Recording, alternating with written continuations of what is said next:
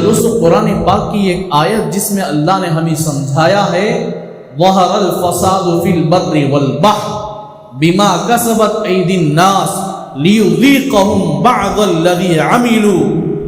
یہ قرآن پاک کی آیت ہے جس میں اللہ نے ہمیں اپنے اعمال کی جو حالات ہیں اسے اللہ بتاتے ہیں. ظہر الفساد فی البر والبحر، زمین میں جو فسادات پھیلے ہوئے ہیں. ظہر الفساد فی البر والبحر، زمینی اور سمندری یہ جتنی چیزیں ہیں ان کے درمیان اللہ نے فرمایا ظہر الفساد فی البر والبحر بما کسبت ایدی الناس. لوگ اپنے ہاتھوں سے اعمال کرتے ہیں چاہے اچھے ہو یا برے. ایدی الناس لیذیقہم، اللہ ان کو اس کا مزہ بھی بتاتے ہیں. آدمی نیکی کرے گا، لوگ نیکیاں کریں گے، اللہ کی ذات سے پوری امید ہے کہ اللہ تعالی ہمیں اس کے درمیان نیکیوں میں رکھیں گے، خوشحال رکھیں گے اور بہار موسم میں رکھیں گے.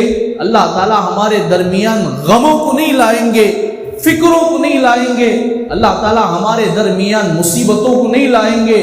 اب ہم لوگوں کی حالات ایسی ہے کہ کبھی زمینی مصیبتیں ہمارے سر پر پڑتی ہے، کبھی آسمانی بلائیں مصیبتیں پڑتی ہے، کبھی اپنوں کی کبھی غیروں کی جو مصیبتیں پڑتی ہے نا، آدمی کتنا پریشان ہوتا ہے.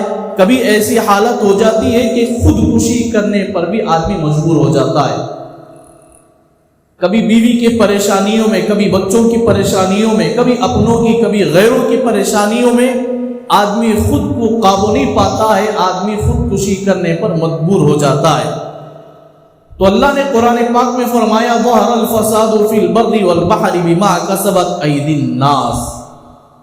آدمی اپنی اعمال پر کہ آدمی نیک عمل کرتا ہے تو نیکی اللہ تعالیٰ اسے عطا کرتے ہیں، زندگی میں خوشیاں عطا کرتے ہیں، لوگوں کے حالات سے اللہ اسے دور رکھتے ہیں، اللہ تعالیٰ اسے مشکلات سے دور رکھتے ہیں، مصیبتوں سے دور رکھتے ہیں، غم اور فکروں سے اللہ دور کرتے ہیں. ظہر الفساد فی البر والبحر بما کسبت ایدی الناس، کہ لوگوں کی بدعملیوں کی وجہ سے اللہ تعالیٰ زمین میں فسادات کو خوب پھیلا دیتے ہیں.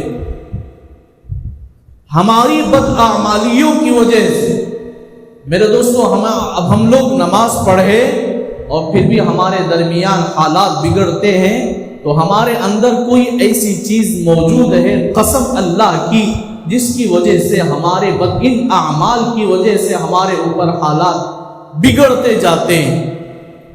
مثال کے طور پر میں آپ کو بتاتا ہوں کہ آدمی زبان کے ذریعے سے سب سے پہلے اللہ کے نزدیک گر جاتا. زبان کے ذریعے سے آدمی اللہ کے نزدیک سب سے پہلے گر جاتا ہے، پھر لوگوں کے نزدیک گر جاتا ہے. آپ لوگ بولو کہ ہماری زبانیں کتنی گالیوں سے ملوث ہیں.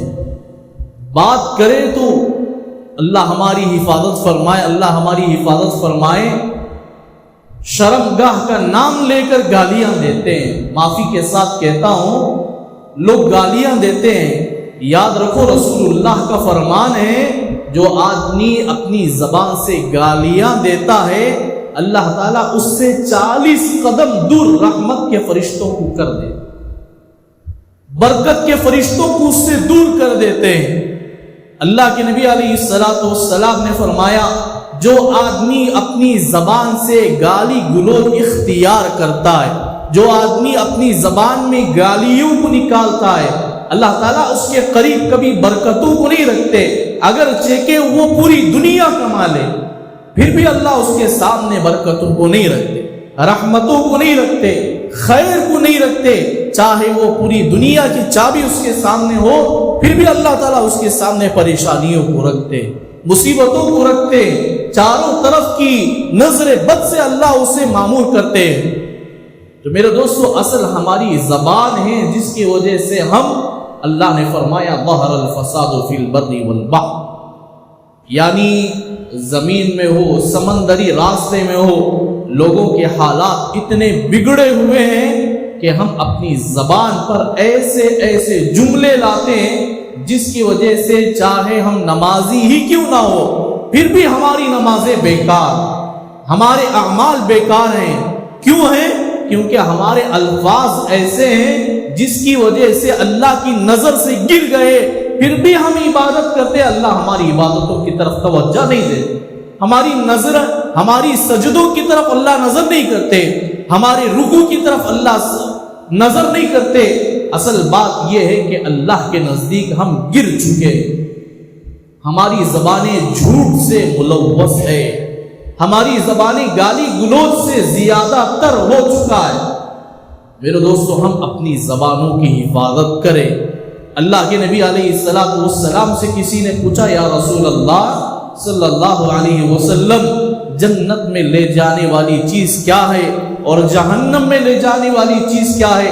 رسول اللہ نے اپنی زبان پکڑ کر بتایا، یہ دونوں چیزیں یہی ہے، اگر تم اسے صحیح استعمال کرو گے یہ جنت کا حقدار اور وارث بنائے گی، اگر تم زبان کو اپنے خلاف چلاؤ گے، اللہ اور اس کے رسول کے حکم کے خلاف چلاؤ گے، یاد رکھو یہ زبان تمہیں جہنم میں لے جا کر گرائے۔ میرے دوستو، ہم بات کریں تو ناپاک الفاظ کہتے ہیں، بات کریں تو گالی گلوچ کے ساتھ بات کرتے ہیں۔ کاش کہ ہم ہر جملے میں اللہ کو یاد کرتے، کاش کہ ہم اللہ کے ناموں کو یاد کرتے، اس وقت یقیناً اللہ کی ذات سے امید ہے اللہ ان کے کاموں کو پورا فرماتے ہیں۔ مثال کے طور پر آپ کو بتاتا ہوں، ایک مرتبہ حضرت جبرائیل امین، یہ رسول اللہ صلی اللہ علیہ وسلم کا وحی کا شروع زمانہ تھا۔ اللہ کے نبی صلی اللہ علیہ وسلم کے پاس چند یہودی آئے اور اللہ کے نبی سے سوال کرنے لگے، یا رسول اللہ صلی اللہ علیہ وسلم، فلاں چیز آپ بتا دیں۔ اللہ کے نبی صلی اللہ علیہ وسلم کو یقین تھا کہ کل کے دن جبرائیل امین میرے پاس آئیں گے اور میں ان کے پاس اللہ سے پوچھ کر میں ان یہودیوں کی جماعت کو، نصارہ کی جماعت کو میں سنا دوں گا۔ تو حضور صلی اللہ علیہ وسلم نے آنے والی جماعت سے کہا کہ میں کل کے دن سناتا ہوں۔ تو حضور صلی اللہ علیہ وسلم کی بات کو سن کر وہ لوگ چلے گئے۔ دوسرے دن آئے، اللہ کے نبی صلی اللہ علیہ وسلم جواب نہیں دیے۔ تیسرے دن آئے، اللہ کے نبی صلی اللہ علیہ وسلم جواب نہیں دیے۔ چوتھے دن آئے، اللہ کے نبی صلی اللہ علیہ وسلم جواب نہیں دیے۔ ایسے ہی 15 دن گزر گیا۔ کتنے دن گزر گیا؟ 15 دن گزر گیا، اللہ کے نبی صلی اللہ علیہ وسلم جواب نہیں دیے۔ اب اللہ کے نبی صلی اللہ علیہ وسلم اللہ سے التجا کرتے ہیں، یا اللہ، آپ حضرت جبرائیل امین کے ذریعے مجھے وحی بھیجتے تھے، لیکن 15 دن ہو گیا، 15 دن گزر گیا، میرے پاس جبرائیل امین آپ کا پیغام لے کر نہیں آئے۔ تو اللہ نے سورہ کہف کی ایک آیت کو اتارا، وَلَا تَقُولَنَّ لِشَيْءٍ إِنِّي فَاعِلٌ ذَلِكَ غَدًا إِلَّا أَن يَشَاءَ اللَّهُ وَاذْكُر رَّبَّكَ إِذَا نَسِيتَ وَقُلْ عَسَىٰ أَن يَهْدِيَنِي رَبِّي لِأَقْرَبَ مِنْ هَٰذَا رَشَدًا۔ اللہ نے ایک جملہ، رسول اللہ صلی اللہ علیہ وسلم ایک جملہ نہیں استعمال کیے جس کی وجہ سے اللہ نے 15 دن وحی کو نازل نہیں فرمایا۔ 15 دن جبرائیل امین رسول اللہ کے پاس نہیں آئے۔ اللہ کے نبی صلی اللہ علیہ وسلم نے جب ہاتھ اٹھا کر دعا مانگی، سورہ کہف کی آیت نازل ہوئی، وَلَا تَقُولَنَّ لِشَيْءٍ إِنِّي فَاعِلٌ ذَلِكَ غَدًا۔ اے نبی جی صلی اللہ علیہ وسلم، اگر آپ سے کوئی پوچھے تو آپ یہ نہ کہیں کہ میں کل کے دن کہوں گا، صبح کو میں بولوں گا، کل کے دن بولوں گا، لیکن آپ اس وقت وہ جملہ بولتے ہوئے اِلَّا أَن يَشَاءَ اللَّهُ، آپ کہیں کہ انشاءاللہ میں کل بتاؤں۔ لفظ انشاءاللہ رسول اللہ چھوڑ دیے تھے، جس کی وجہ سے اللہ نے 15 دن وحی کو نازل نہیں فرمایا۔ میرے دوستو، ایک جملے کی وجہ سے اللہ نے 15 دن حضرت جبرائیل امین کو رسول اللہ کی ملاقات سے محروم کر دیا۔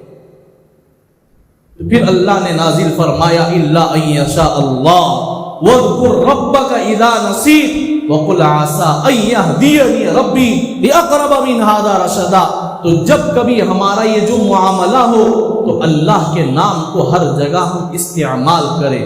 چھوٹے چھوٹے جملے ہیں، آپ کو بتاتا ہوں، آپ بھی عمل کریں، اللہ کرے کہ مجھے بھی عمل کی توفیق دے۔ مثال کے طور پر کل کے دن کا جو کام ہونے والا ہے ہم لفظ انشاءاللہ سے استعمال کریں گے۔ ہم آئیں گے، انشاءاللہ آ جاؤں گا، انشاءاللہ بھیج دوں گا، یعنی لفظ انشاءاللہ آئندہ کام کے لیے، اور ہر اچھے کام کے شروع میں لفظ بسم اللہ استعمال کرے۔ رسول اللہ صلی اللہ علیہ وسلم نے فرمایا تم اچھے کام کے وقت لفظ بسم اللہ کے ساتھ شروع کرو، اللہ تعالیٰ کبھی اس کام میں نقصان نہیں دیں گے، کبھی نقصان نہیں دیں گے۔ ہم لفظ بسم اللہ کے ساتھ استعمال کریں۔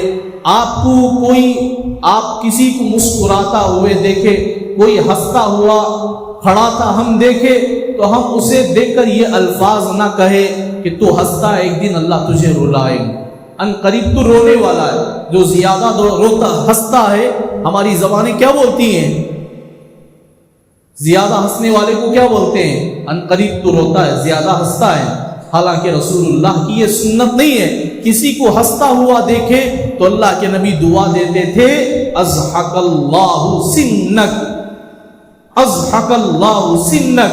اگر آپ کو عربی بولنے میں مشکل ہوتا تو آپ اس کا ترجمہ بول دو، اللہ تجھے ہمیشہ مسکراتا رکھے۔ حضور نے فرمایا جو آدمی مسکراتا ہوا دیکھ کر یہ دعا دیتا ہے اللہ تعالیٰ اسے ہمیشہ خوش رکھتے۔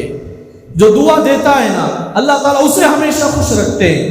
تو یہ چھوٹے چھوٹے جملے ہیں جسے ہم استعمال کرنے سے ہمارے اکابرین بولتے ہیں کہ ہماری زبانوں میں اللہ تعالیٰ گالی گلوچ کو ختم فرماتے ہیں۔ اور ایک حدیث ہے جس میں رسول اللہ صلی اللہ علیہ وسلم نے فرمایا جو آدمی فجر کی نماز کے بعد فوراً سو جاتا ہے اللہ تعالیٰ اسے خیر کے دروازے اس پر بند کر دیتے۔ حضرت فاطمہ رضی اللہ عنہا فرماتی ہیں ایک مرتبہ میں فجر کی نماز کے بعد طبیعت ناگوار تھی، بالکل ضعف اور کمزوری، یعنی طبیعت کی کچھ خرابی کی وجہ سے میں فجر کی نماز کے بعد سو گئی۔ رسول اللہ صلی اللہ علیہ وسلم میرے سوتے ہوئے کے راستے پر گزرے، اللہ کے نبی صلی اللہ علیہ وسلم اپنے پاؤں سے حضرت فاطمہ کے پاؤں کو دبایا، وہ فرمایا بیٹی اٹھ جا، یہ وقت اللہ نے رزق کو بھیجتے اور رزق کو تقسیم کرنے والے ہیں، اگر تو سوتی رہی تو آج کی تقسیم کردہ رزق سے تو محروم ہو جائے گی۔ فجر کی نماز کے بعد رسول اللہ نے سورج نکلنے تک سونے سے منع فرمایا۔ آپ بولو کہ ہم فجر کی نماز چھوڑ کر سوتے ہیں، اللہ ہمارے یہاں کیسے خیر کو اتارے۔ حالانکہ حضرت فاطمہ فجر پڑھ کر سوئی تھی، پھر بھی رسول اللہ کہتے ہیں کہ فجر کی نماز کے بعد سے لے کر سورج نکلنے تک اللہ تعالیٰ روزی کو بندوں کے درمیان تقسیم کرتے ہیں، جو سوتا رہا اللہ تعالیٰ اس دن اسے اس کے رزق سے محروم کر دے، یعنی رزق کی برکت سے اللہ محروم کر دیتے۔ تو میرے دوستو یہ چھوٹی چھوٹی سنتیں ہیں جس پر ہم عمل کریں گے انشاءاللہ ثم انشاءاللہ۔ اللہ کی ذات سے امید ہے کہ اللہ پاک ہمیں خیر کے ساتھ مالا مال فرمائیں گے۔ اور آپ کو دوبارہ سہ بارہ اور بار بار کہتا ہوں میرے دوستو ہم اپنی زبان میں گالی گلوچ سے بچائے رکھیں۔ ہماری زبانیں جیسے چاہے چل دیتی ہیں، بات کرے تو گالیوں کے ساتھ ہم جواب دیتے ہیں۔ میں اللہ کا واسطہ دے کر آپ کو کہتا ہوں میرے دوستو جو آدمی گالی گلوچ اپنی زبان سے اختیار کرے گا، مثال کے طور پر یہاں کوئی آدمی برا الفاظ کہتا ہے 40 قدم تک فرشتے دور ہو جاتے ہیں، پھر وہاں کوئی کہتا ہے وہاں سے 40 قدم، یہاں تک کہ پورے محلے سے رحمت کے فرشتے آپ کے ایک جملے کے خاطر سب محروم ہو جاتے ہیں، سب محروم ہو جاتے ہیں، برکت سے، رحمتوں سے، خیر سے اللہ محروم کر دیتے ہیں۔ اللہ کا واسطہ دیتا ہوں میرے دوستو ہم دوسروں کے رزق میں برکت سے محروم ہونے کا ذریعہ نہ بنیں۔ اللہ کے واسطے ایسے الفاظ نکال کر دوسروں کی روزی کے بے برکتی کا سبب نہ بنیں۔ اگر ہم ایسے بنیں گے کل قیامت کے دن اس برکت اور خیر کا بھی سوال کیا جائے تو اللہ کے در پر ہم جواب دینا پڑے گا۔ اللہ کرے کہ ہماری زبانوں کی اللہ حفاظت فرمائے، صحیح عمل کی توفیق عطا فرمائے، اب تک جتنے الفاظ برے نکلے اللہ اپنے کرم سے معاف فرمائے، اپنی مہربانی سے اللہ معاف فرمائے، بقیہ زندگی اللہ تعالیٰ اس زبان سے جو گندی زبان، جو گندے الفاظ نکلتے تھے، اللہ اس زبان سے اس کے کلام کو اور اس کے نبی کی سنتوں کو جاری فرمائے۔ وما توفیقی الا باللہ۔ أحب الوفي الأمين الأغر